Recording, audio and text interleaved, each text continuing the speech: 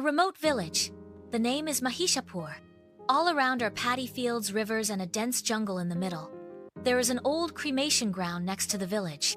For many years, no dead body has been cremated there. The villagers believe evil spirits live in that cremation ground. As night falls, the dogs start howling at the cremation ground. The people of the village there, they are afraid to go.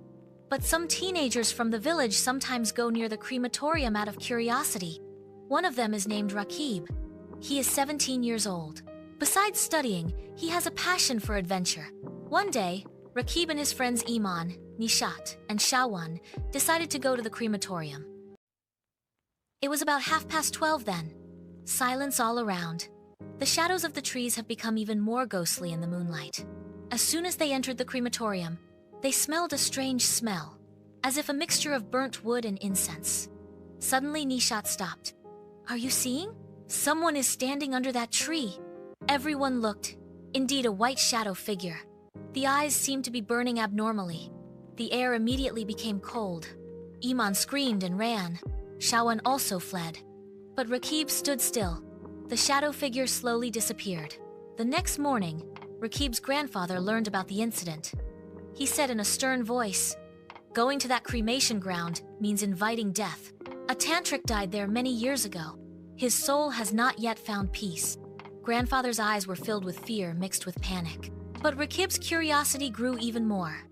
Rakib found an old book from the library, History of Supernatural Powers. The book mentioned a black tantric Kalachand of Mahishapur cremation ground. He used to gain power by sacrificing humans. The villagers burned him to death, but his soul is free. Didn't get it. There was a spell written in the book. Whoever reads this will awaken the soul of Kalachand. Rakib hit the book. The ghostly sounds started as soon as they reached the crematorium. Kalachand appeared in front of them with a fiery appearance. He started laughing, "You cannot stop me." Imam Sahib started reciting Surah al-Baqarah. The crematorium shook with a terrible scream. Rakib bravely read the mantra written on the last page of the book in reverse. It was the real one to imprison Kalachand. Way. Suddenly there was a loud explosion. Kalachand screamed and was incinerated in the fire. Everything became quiet. The crematorium was silent again. The villagers breathed a sigh of relief.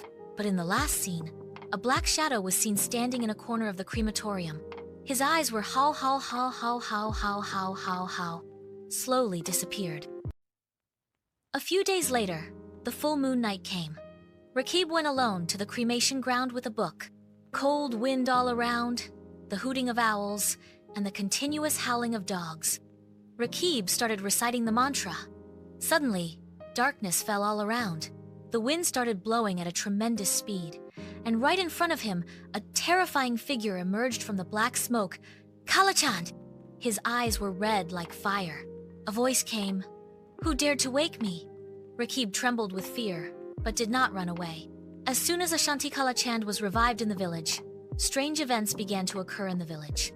Cows and goats were suddenly dying. People could not sleep at night. Some people's bodies started shaking. Children were getting sick.